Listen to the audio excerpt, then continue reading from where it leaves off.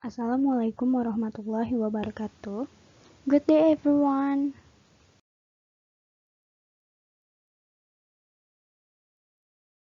Today, me, Salsabila, and my partner, Nadia,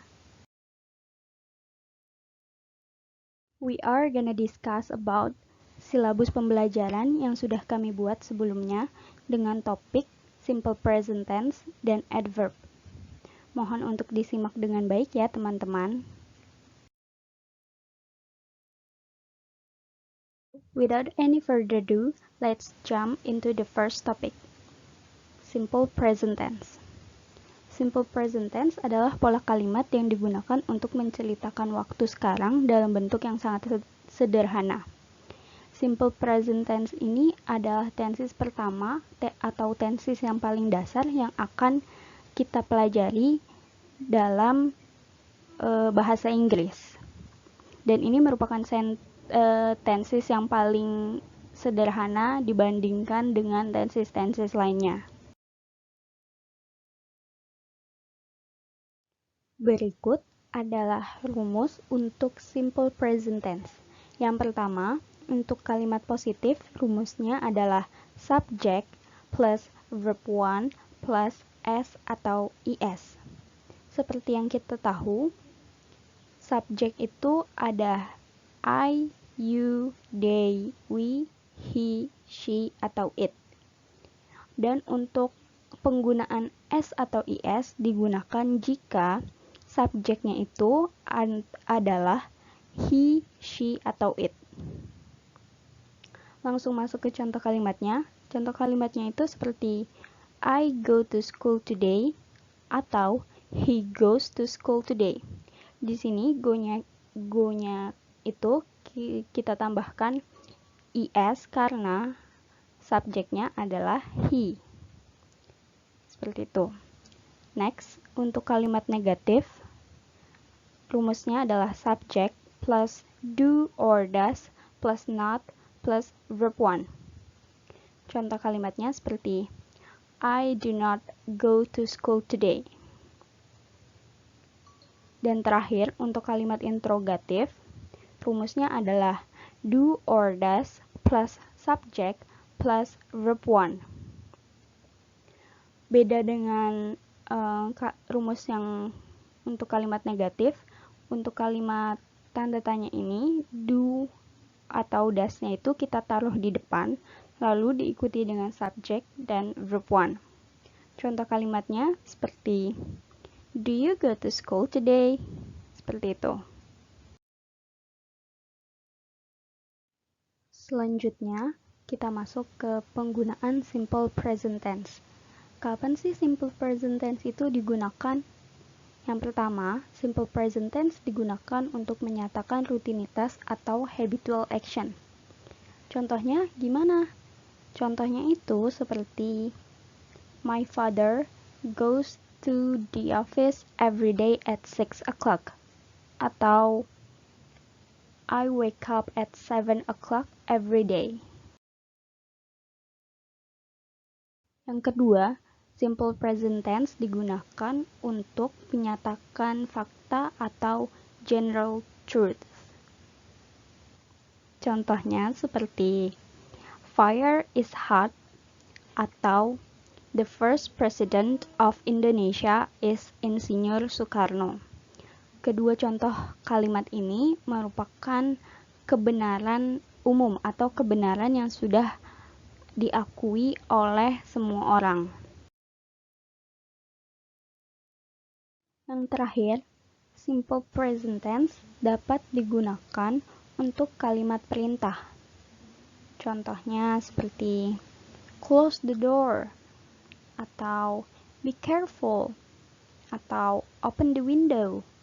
Seperti itu. Selanjutnya ada adverb. Adverb merupakan salah satu bagian dari part of speech yang digunakan untuk menjelaskan bagaimana dari sebuah aktivitas yang terjadi atau bagaimana seorang melakukan sesuatu. Dengan kata lain, adverb ini merupakan kata yang digunakan menerangkan verb adjective atau adverb lainnya. Jenis-jenis adverb.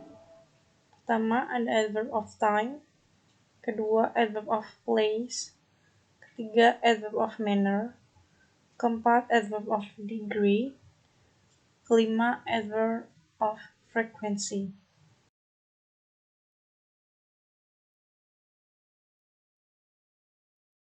The first is adverb of time.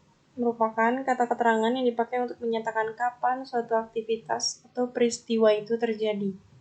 Dengan kata lain, adverb ini menunjukkan waktu terjadinya peristiwa.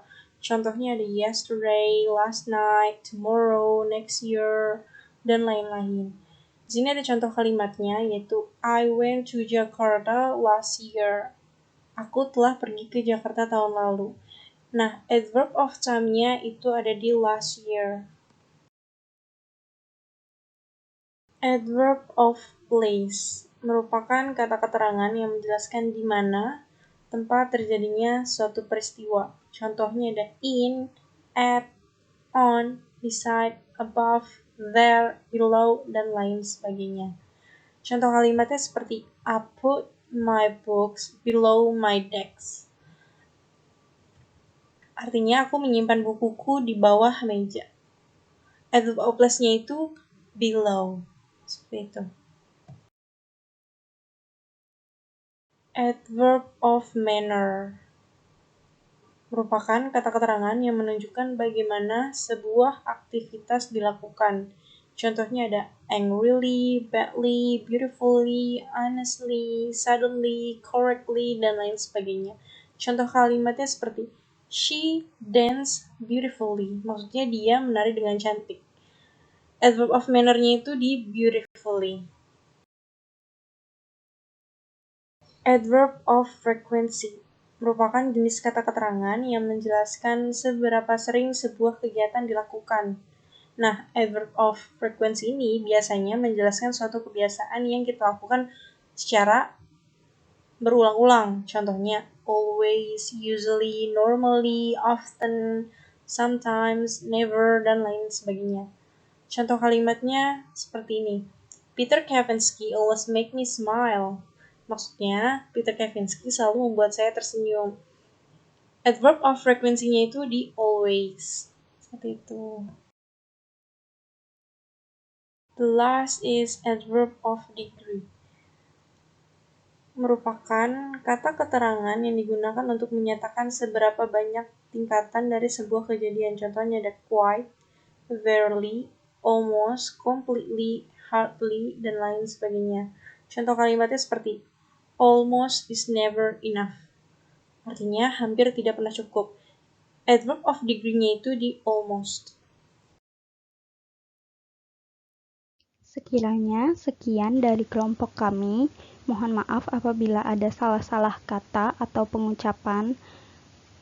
Dan terima kasih untuk teman-teman yang sudah menyimak dengan baik presentasi kami. Wassalamualaikum warahmatullahi wabarakatuh. Have a nice day.